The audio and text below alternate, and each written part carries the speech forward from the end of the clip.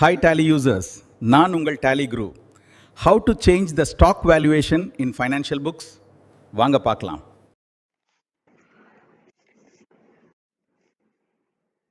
Accounts with inventory maintain பண்ணக்கூடிய ஆர்கனைசேஷன்ஸில் stock summary அப்படிங்கிற ஒரு ரிப்போர்ட் பார்த்தீங்கன்னா உங்கள் ஸ்டாக்குடைய க்ளோசிங் பேலன்ஸ் எவ்வளோ அப்படிங்கிறத ரிஃப்ளெக்ட் பண்ணக்கூடிய ஒரு ரிப்போர்ட்டாக இருக்கும்.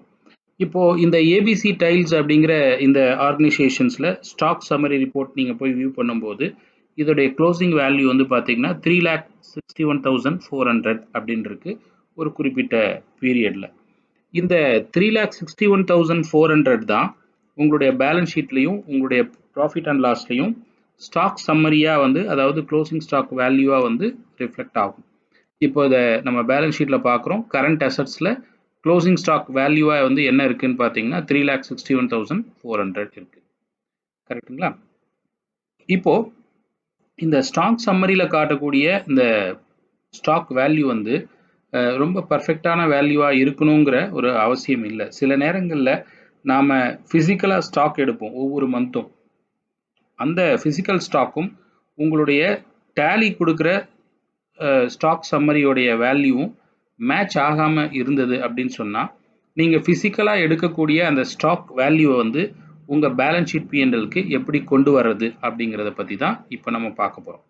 அதாவது if there is any differences between your tally's closing stock and physically verified stock value. இப்போ நீங்க பிசிக்கலா எடுத்த ஸ்டாக் வேல்யூ உங்களுடைய டேலியில காட்டக்கூடிய ஸ்டாக் வேல்யூ ஏதாவது டிஃபரன்ஸ் இருந்தது அப்படின்னு சொன்னா அப்போ வந்து நீங்க ரியலா எடுத்த ஸ்டாக் வேல்யூவை எப்படி இங்க அப்டேட் பண்றது அப்படிங்கறத நம்ம பார்க்க போறோம்.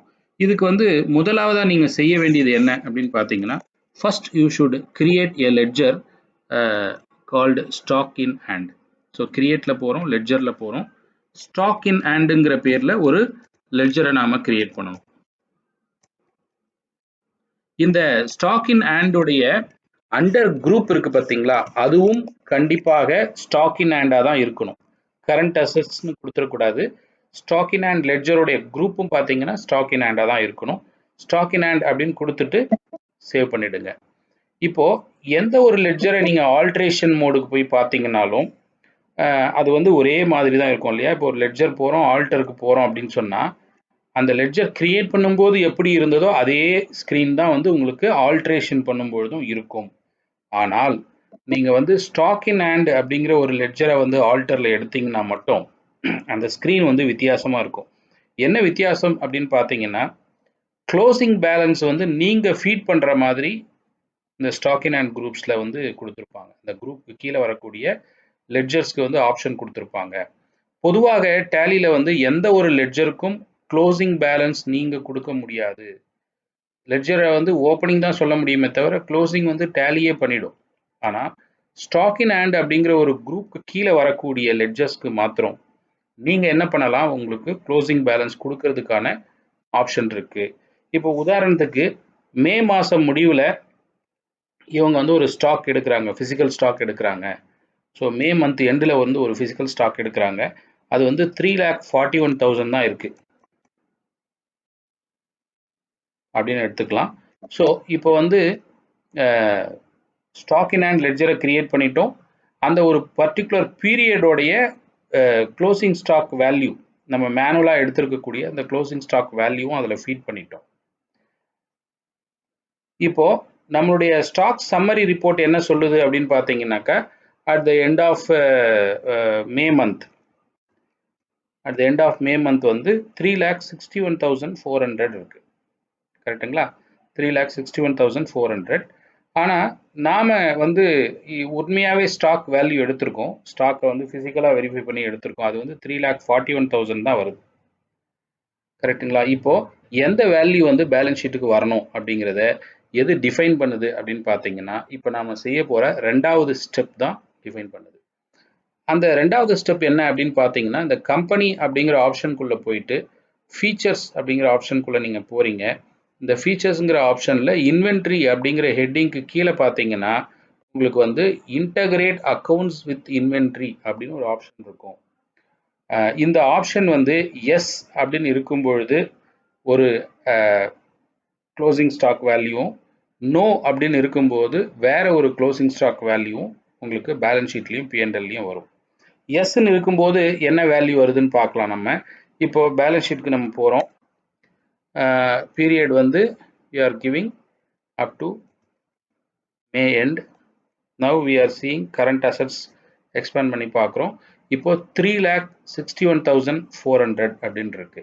இப்போ நான் என்ன பண்ணுறேன், மறுபடியும் கம்பெனி ஆப்ஷனுக்குள்ளே போயிட்டு ஃபீச்சர்ஸ்குள்ளே போயிட்டு இந்த இன்டகிரேட் அக்கௌண்ட்ஸ் வித் இன்வென்ட்ரிங்கிற ஆப்ஷனை நான் நோன் கொடுத்துட்டு சேவ் பண்ணுறேன். இப்போ பாருங்க, இந்த க்ளோசிங் ஸ்டாக் வேல்யூ வந்து 3,41,000 தான் வருது. அப்போ இன்டகிரேட் அக்கௌண்ட்ஸ் வித் இன்வென்ட்ரி அப்படிங்கிற ஆப்ஷன் நோ அப்படின்னு இருக்கும்போது இது எங்கிருந்து ஸ்டாக் வேல்யூ எடுக்குதுன்னு பார்த்தீங்கன்னா, லெட்ஜரில் நீங்கள் கொடுத்த ஸ்டாக் வேல்யூவை இது எடுக்குது. அதாவது லெட்ஜரில் நீங்கள் ஃபீட் பண்ண ஸ்டாக் வேல்யூ வந்து உங்கள் பேலன்ஸ் ஷீட்டுக்கும் பிஎன்எல்க்கும் வருது. கரெக்டுங்களா? இப்போ ஒருவேளை நீங்கள் வந்து இங்கே F11 போயிட்டு ஃபீச்சர்ஸ்குள்ளார போயிட்டு இந்த இன்டகிரேட் அக்கௌண்ட்ஸ் அண்ட் இன்வென்ட்ரி எஸ்ன்னு கொடுத்தீங்கன்னு வச்சுக்கோங்க. இப்போ என்ன ஆகும், லெட்ஜரில் நீங்கள் கொடுத்தது வந்து இக்னோர் ஆகிடும். 3,41,000 வந்து நம்ம லெட்ஜரில் கொடுத்துருந்தோம். அது இக்னோர் செய்யப்பட்டு உங்களுடைய ஸ்டாக் சம்மரியிலேருந்து என்ன வேல்யூ இருக்கோ அது அப்படியே இங்கே எடுத்துகிட்டு வரும். இதில் போய் என்டர் அடிச்சிங்கன்னா உங்களுடைய அந்த ஸ்டாக் சம்மரியோடைய வியூவே இங்கே வரும்.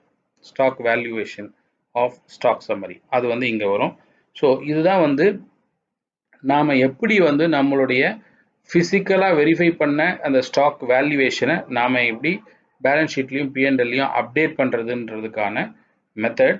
ஆக்சுவலாக இப்படி நம்ம மாற்றுறதுனால நம்மளுடைய பேலன்ஸ் ஷீட் பிஎன்எல் மட்டும்தான் அஃபெக்ட் ஆகுமே தவிர உங்களுடைய ஸ்டாக் வேல்யூவேஷன் வந்து சேஞ்ச் ஆகாது. அதாவது ஸ்டாக் சம்மரி இப்போ இங்கே 341 வருதுன்றதுனால இப்போ நான் F11 போய் என்ன பண்ணுறேன், இந்த ஆப்ஷனை போயிட்டு நான் நோன் கொடுத்துட்றேன்.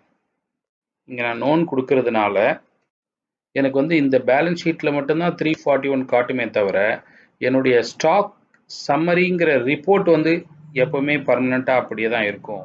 அது 361,400லேருந்து மாறுமான்னு கேட்டிங்கன்னா மாறாது.